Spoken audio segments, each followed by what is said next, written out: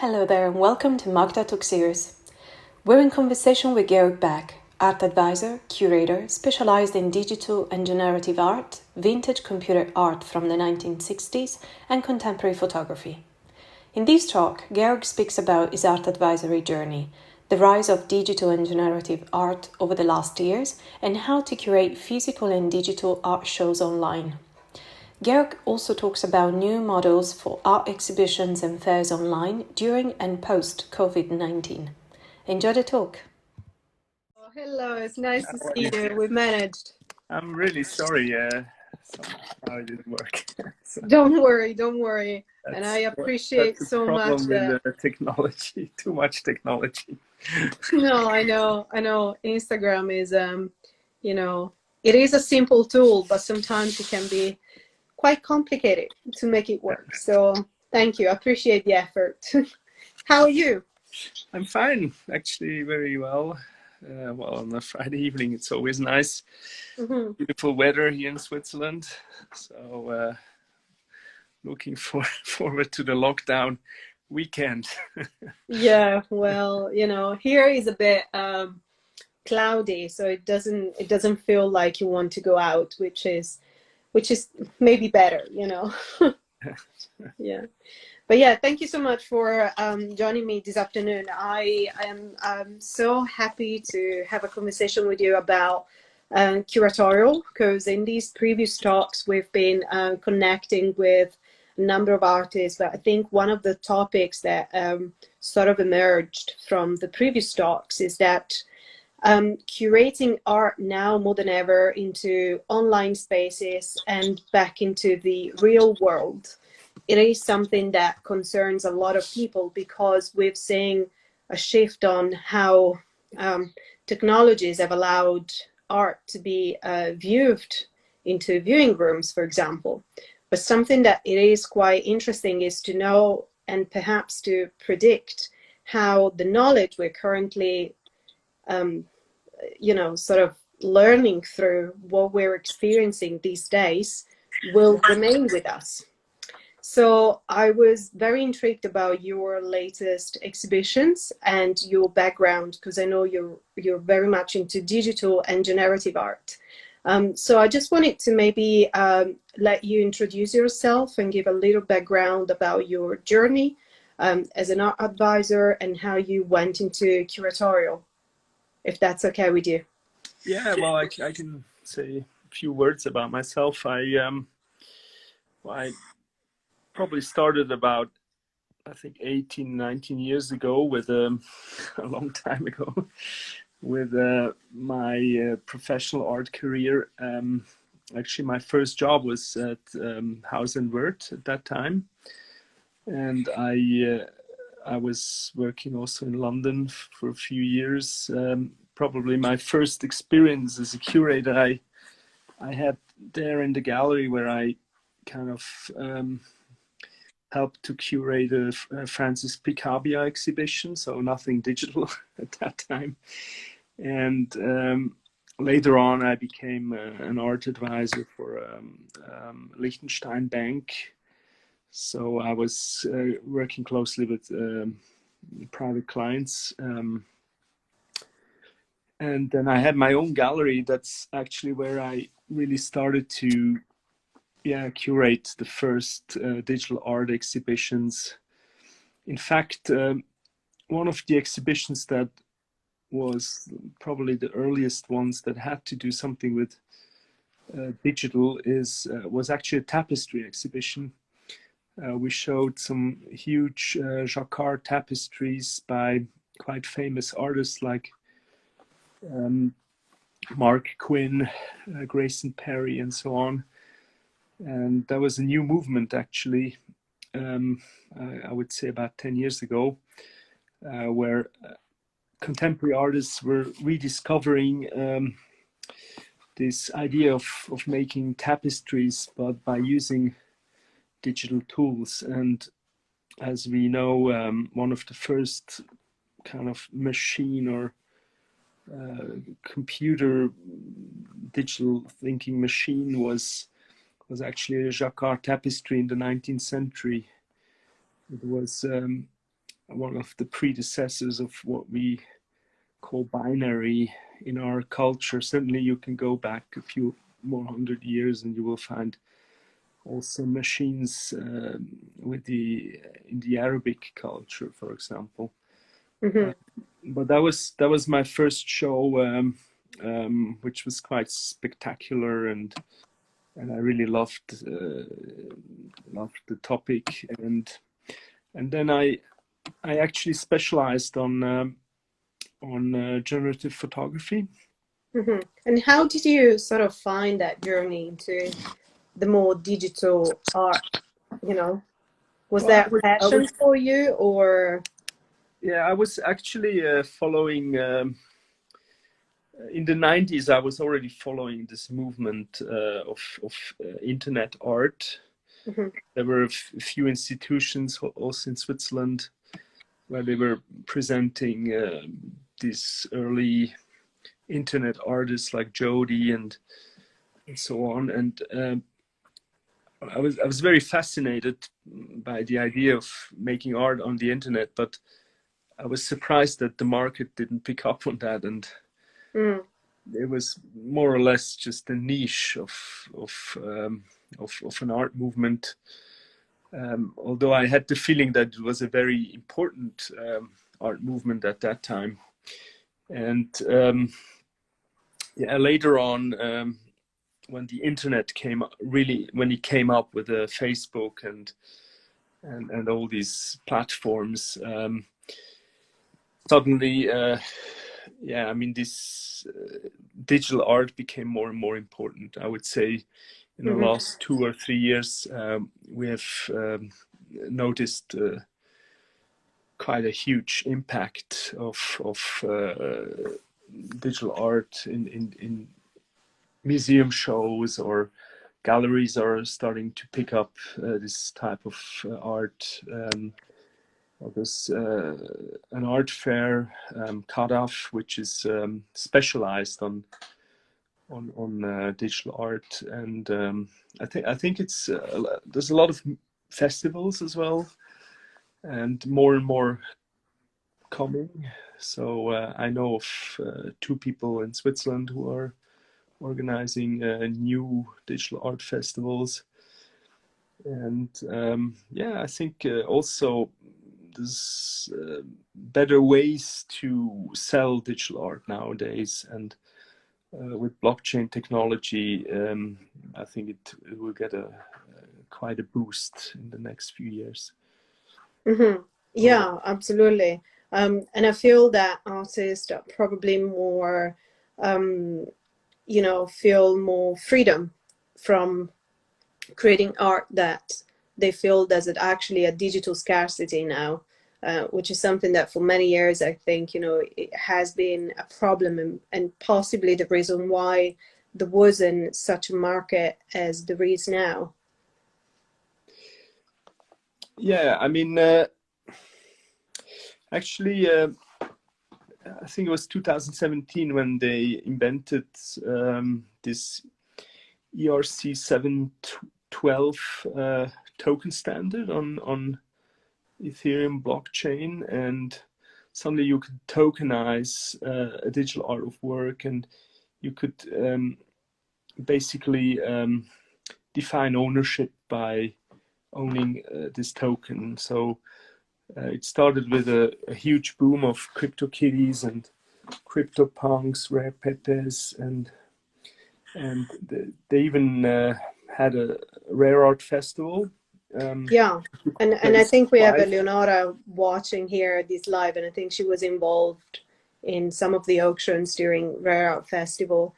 And yeah. I was going to ask you if you would like, because I know you've curated exhibitions where CryptoPunks were exhibited, and this very first experiment of digital art on the blockchain sort of felt something in between a gaming experience and art, using technology, sort of blending these 3 elements into one. And there was a lot of following, simply because I think one of the very strong elements was the fact that it was very playful. To be part of that entirely new movement.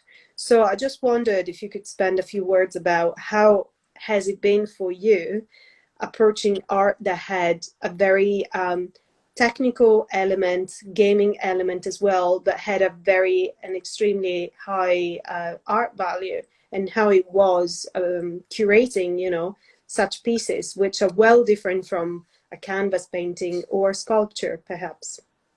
Yeah, well, it was a mixed exhibition. We were presenting purely digital artworks, and we were also showing so-called phygital artworks, like physical digital artworks. So they were prints, as you can see now on this Yeah, photograph. just put something on the screen here to show. These are actually the CryptoPunks, and the CryptoPunks, they were created as a generative artwork. So the artist generated 10,000 such figures, which were on their website on Larva Labs, and you could basically download them and own them. And these were the earliest non-fungible tokens. And there was also a secondary market, so you could trade them, and some of these CryptoPunks, they became very valuable. People were willing to pay up to 15, yeah, like for an icon or a figure, a digital figure. So and then I discussed with the artist that it would be interesting to create an artwork which would be something between digital and physical. And so they came up with this amazing idea that they made these prints. I think we showed about 9 or 12 prints or So something. was that something that you've suggested to the Larva Labs people? Well, we had a discussion. We were discussing about a show. How can we? Because I wanted to show them in this exhibition. They never had an exhibition before, so that was the first ever show, art show that they had. And that's so interesting to see how these conversations, you know, took place and were shaping how digital art into a physical space can work. Yeah, so yeah, and then they came up with this idea that they made these prints, and they also included the private key of the digital artwork, of the same artwork, in an envelope, in a sealed envelope. So one work was basically a print as well as an envelope. And so in order to get access to the digital artwork, you had to destroy the envelope, and you partly destroyed basically the physical artwork. So I really like that idea, because let's say you would have a very rare piece, and somebody would bid like 15,000 for that piece, and you bought the physical artwork for 5,000. You would have to make the decision whether you open up the envelope and you sell the digital artwork. So it's also a game about value. What is more valuable? Is it the token, the digital token, or is it the physical artwork? And also I like the idea because, you know, you never know whether this project will survive online. You know, I mean, a lot of great computer art has disappeared over time, and all you have are maybe some prints or some videos which document that artwork. So I think it's also a nice piece for the future. I mean, we will see what's going to happen with this CryptoPunk project. You know, I mean, also I find it very interesting because looking at Bitcoin, you know, Bitcoin is basically a fungible token, and it's also limited. And one Bitcoin is worth, I around $8,000 now. So why wouldn't a CryptoPunk have the potential to also have this kind of value, you know? I mean, at the end, it's always a question now of a convention of people who believe in a value, Yeah, system. yeah. And what is the value, you know? And this is actually a question I wanted to share with the people watching here. So if you have comments about this, you know, I'll be very keen to understand, you know, if you were in a position of owning a CryptoPunk, would you be the one opening the envelope and trading the token, or would you be the one saving the printed edition and keeping that artwork with you? Because as Georg said, you know, in the long run, you would know if the crypto token would have value on the market or not, you know, because also the fluctuation is incredible. So it is interesting to see how people years ago bought Bitcoin for like something silly, you know, like £5 or something, and now is like $7,000. So it is quite interesting to see. Okay, and I just see one of the owners there's a of question here CryptoPunk. as well Well, I from do Mary. actually own one as well. Let me show you. Oh, amazing. What did you decide to do? Have you kept the print or did you trade the coin? Yeah. Well, I kept the print. Yeah. I'm a great lover of digital artworks. Can you see? Unfortunately, it's packed, but it's yeah. Let me. Oh. I show Take you your the time, envelope. don't worry. I'll show you the envelope. Oh, wow. Amazing. So, Thank you for showing us. Oh, wow. It's properly sealed. yeah. So,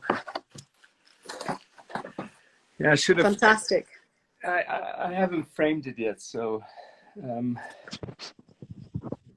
Good. Next So time you somebody see says that they would that. open the envelope. That's interesting. It's so great to see how people actually think of value.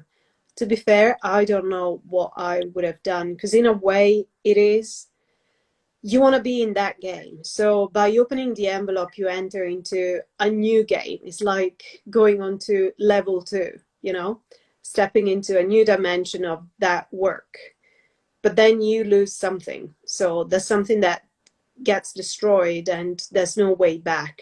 So it is interesting to play on that and to see, and actually to give people the option. There's a question here. So for how much would you sell the digital punk? That's the one question. And then the other one is, what do you think is the future of tokenization? Well, I don't think I would sell the digital punk. I mean, it's kind of like a very personal artwork. So I usually wouldn't sell artworks that I buy. I think that happened only once that I sold an artwork. But I needed some money at that time, so that was the reason. But I wouldn't sell it because I really like this piece, and it's kind of historical as well. It was in this one of these works that have been exhibited here. Okay, and the other question is, what do you think is the future of tokenization? I totally believe in tokenization. I think it will take some time, but actually we did a you know, I also work for 4Art Technologies as a sales person, and we had a very interesting project in London where a gallery has tokenized the whole collection, and they basically just sold shares at the opening day.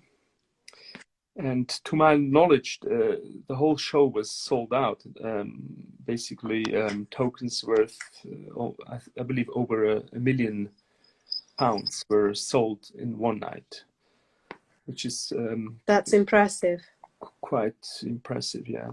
So I don't know. I think tokenization totally makes sense, but we have to reinvent the game for the secondary market. I mean, it's at some point people will realize that we don't want to own so many physical objects. If we can have something digital, if we have the hardware to look at the digital artworks, or if we can enjoy it on our mobile phone, or just own it, you know. I mean, some people just want to own it. So I mean, I've spoken to some collectors who own a lot of non-fungible tokens, and they call themselves collectors. So I totally believe in a token economy. But Absolutely. I think that let's give it a few years. Yeah, for sure. And I think what we're actually going through now, it'll probably speed up the acquisition of tokens into the economy, because less people go out and actually spending more and more time on their computers and connecting online. And in a way, it is easier to run transactions and own digital assets rather than physical. So I think, you know, this is actually a good opportunity, despite all the difficulties that we're undergoing in humanity. But it is actually something that will, you know, kind of like a wake-up call for us to make us understand that new economies are possible and can be adopted. What concerns me, and is actually one of the, you know, the main topic of the talk today, is that the rendering of the token, it still seems to be a bit of a problem in terms of how do we then physically enjoy what we own. So I totally understand that space, it is a problem, because people living in a city, for example, artists also create digitally, even because they don't have the option to own a studio and maybe to have large canvases or create sculptures or any other form of physical art. So going digital, it is a way of still being creative and support themselves as artists by trading digital art online. What I find and wanted to ask you is, how do you think, you know, in the near future, we will be seeing art exhibited online? And what is kind of the best way, in your experience, of creating a nice rendering that works for artists, that they're happy with how the art is exhibited, and the and also the viewers, you know, people attending a show, for example? Yeah, that's a good question. I think I personally don't think that VR shows will be able to replace or will be the same as shows in a real space, where you experience everything in a different way. But I think the VR space will be very interesting for marketing and also for sales, for galleries, because nowadays a lot of people won't be able to travel and see all the exhibitions they would like to see. Yeah, absolutely. And I think, you know, it will be also, I think probably going out of COVID-19, it means that flying probably will increase in price. So I think it will take time before we will travel again as we used before. Yeah, and you know, like, for example, there is this wonderful show at the Sharjah Foundation, I believe, which I would love to see, but it's impossible. And but they are showing some of the artworks online, and so you can experience the show. Maybe you even have the chance to hear a few interviews or guided tours. Or I mean, some of the galleries do an amazing job in presenting artworks online, and it's not necessarily the young galleries.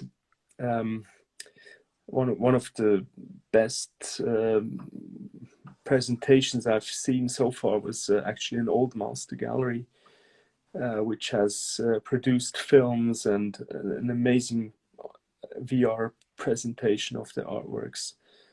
So I think when I was looking at that, it was Robilant and Vena gallery. When I was looking at their shows and the artworks, I thought it is absolutely possible to sell old masters online. I mean, it was presented in such an amazing way that certainly you would want to see it in real as well, but it can make you curious about the artwork. And this is something that galleries have to learn, how to use, because it is amazing what you can do with augmented reality, with virtual reality. I mean, you can really have a look at an artwork that has been presented to you at your home. You can place it at your wall and see whether it fits, whether you like it, or if you have maybe 3 or 4 paintings that you like and you don't know which one to choose. With augmented reality. I've seen that application, and it seems really great. I know that Apple is soon going to be releasing a similar app where you can project an AR of anything you want, from furniture to art. And as you said, sort of checking before committing to buy an artwork. So as you were saying, for modern and classical art, it could definitely work.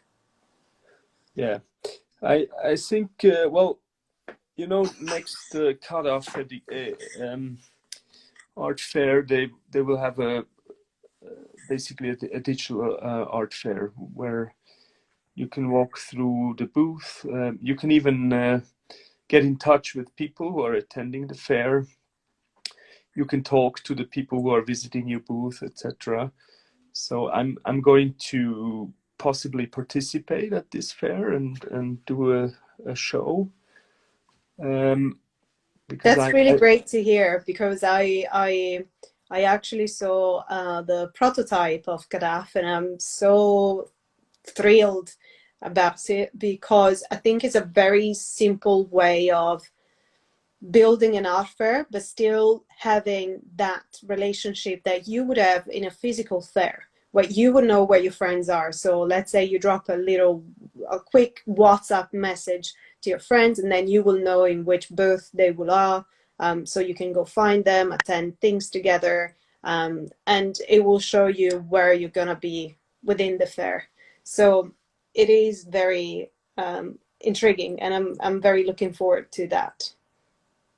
Yeah, well, I'm also very curious. I believe they are building their own platform, so it's specially designed for cutoff, and I find that almost more interesting than any of the other fairs that are trying to do something similar. Like Art Basel, I think it's not that exciting, these showrooms, but certainly I'm sure they will also improve and they will do some more interesting. Yeah, for sure. I think, what happened is that there was such a rush to move things online that a lot of galleries, museums, and fairs found it quite challenging to suddenly shift everything that was planned to happen for years in advance into a physical location and find a place online and curate it online. So, in a way, I think we should also be mindful that all of these happen in less than maybe a week or two. So that's why what we're currently seeing, like these viewing rooms, might not be so pleasant looking, you know. And I think now as time goes by, people would probably realize what works best for visitors and for artists. So I think it's a work in progress. Yeah, certainly. But I believe that galleries have definitely realized that it's possible to sell artworks if you are presenting them online. And they've become much more professional in presenting the artworks.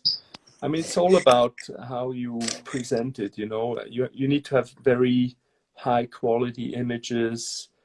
You need to deliver some content, possibly even a context.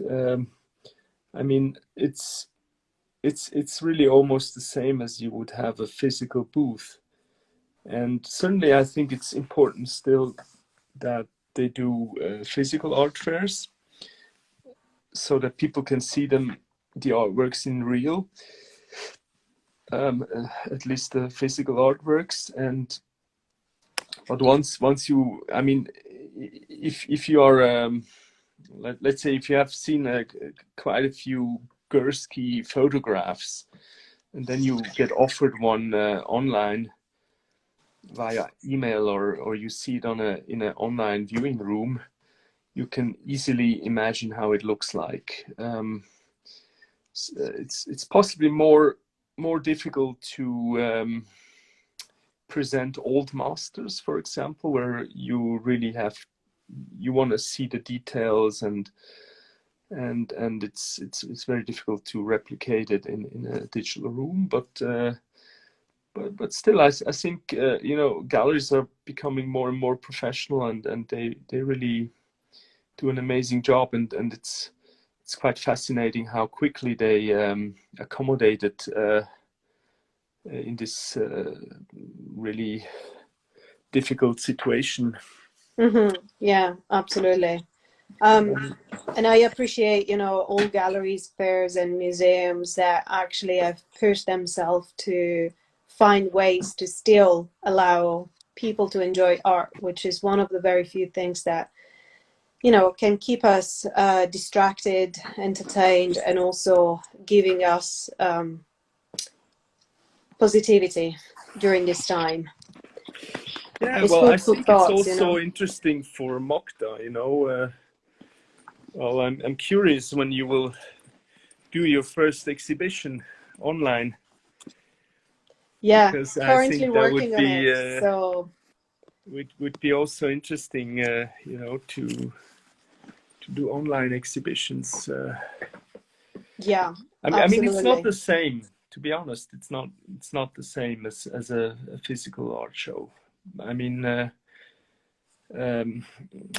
the moment you are quite restricted, but still, I mean, I mean, I mean, to sell artworks, it's completely fine. I mean, you can present the art really well, and you can create a great context. So it's I find it quite quite good if you show it online. Mm-hmm. Yeah, something that we've discussed with Jason Bailey a few days ago is that, you know, he believed that work that was created for screens, it's meant to be shown on screen. You know, you can take it into physical if you need to, and you need to be mindful about the way you do it. But I think it totally makes sense to do online exhibitions for work that is digitally created.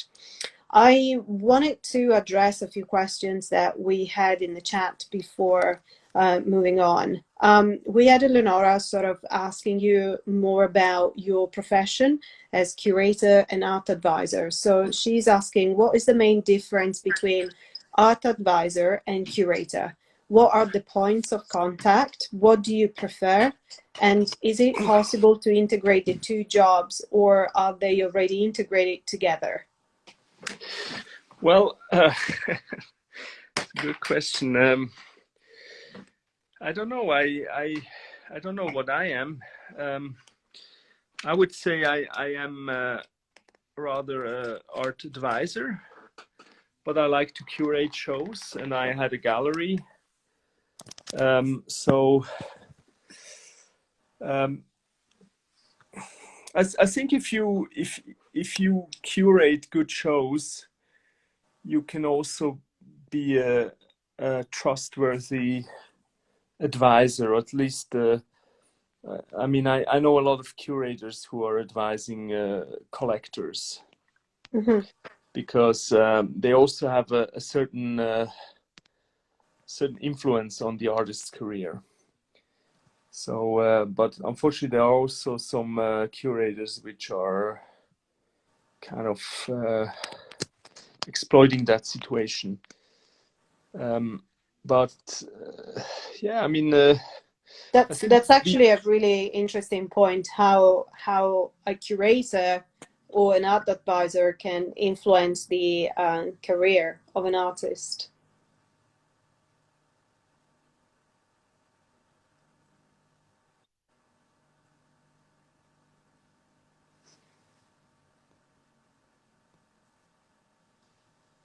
Hey, you still there? Yes. Sorry, I just lost the contact. What was? I'm sorry. What was the question again? Yeah, I mean, Leonardo was asking about the differences and the points of contact between being an art curator and an art advisor. So you were describing that from your experience, and then I was curious to learn, since you said that a curator, it is in a way somebody that informs collector of how to invest, because they have knowledge about art. So I was also interested about how a curator could play an influence on the career of an artist. Oh, this is a complex system, you know. I mean, usually curators are building artists' careers by working together with with their whole network of other curators, galleries, collectors, and some of the curators have a lot of power, because they have a lot of powerful collectors which are supporting him and the artist. So I always think it's a bit like a cartel. So very often artists' careers are really constructed through different actors in the system. So I think you certainly need a powerful gallery. You need some powerful collectors. Yeah, and at the end of the day, I think a curator is also dependent on these partners, because yeah, I mean, you are a successful curator if your artist becomes successful also on the market. The market is kind of like yeah, a judge of your success. Yeah, for sure. You know, since we're reaching our time to end the call, I wanted to sort of get from you a sense of what you believe the future of art, and more specifically digital art, will look like after what we're currently experiencing, you know, with the lockdown. Because we've seen, as we said during our talk, museums, galleries, fairs moving online and finding new ways of engaging with audience. But how would you think, you know, these technologies will carry on living and improving possibly after the lockdown? Or do you believe there's going to be a need of going back into physical places, real museums and galleries, because everyone is missing that so much? How do you think that is going to go? I think it's going to be a mix, actually. But I also believe that I think we will at some point have like a huge platform of art where everything comes together, like an Amazon of art, and a lot of art galleries will be connected, a lot of service providers will be connected, and it will be easier to find the right collectors for artworks through AI tools, for example, or all kinds of amazing digital applications that will help to find exactly the right artwork for a wall or for your collection. Or I think it's gonna, yeah, I believe the whole digital art market will become more and more important, but it's not going to replace some of the old institutions like museums or galleries, because it's still different to walk into a gallery and experience like a show and the context. That is not the same as if you would just look at the show online. But there will be also a lot more digital art. I believe the market for collectibles could be quite interesting at some point. Yeah, especially because more technology is allowing the tracking of provenance and authenticity. That is also quite interesting as a disruptive technology that goes in support of digital art, I suppose. Yeah, also I think we will have art streaming for digital art. There will be possibilities through blockchain technology and smart contracts how to produce artworks. If you don't have the money as an artist, you could possibly find people who finance the production, and they will also get some revenues from the sales or from the licenses. I think these kind of things will come. And the market will look much different than now, I think. There's a question for Martin asking if you could recommend some good readings about digital art. Whoa. I know you are quite knowledgeable about, because I always see you with great books. Well, it depends what kind of, I mean, is it the history or is it contemporary? I mean, I think there's a lot of great shows that happened lately. There was this net art volume, which was brought out by the New Museum, I think, just like 1 year ago. There are some books by Edward Shanken, just to have a first idea. There's actually a very nice show at the Folkwang Museum Essen. She's called Der montierte Mensch. I think they brought out a catalog also in English. I think there are a lot of great exhibitions lately that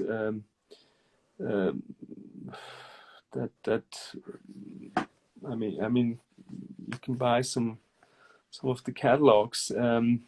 Well, certainly if you're interested in the history, there's quite a few movements from the 60s, like the experiment in art, art and technology, experiment in art and technology movement, for example. There was also a nice publication on that a few years ago.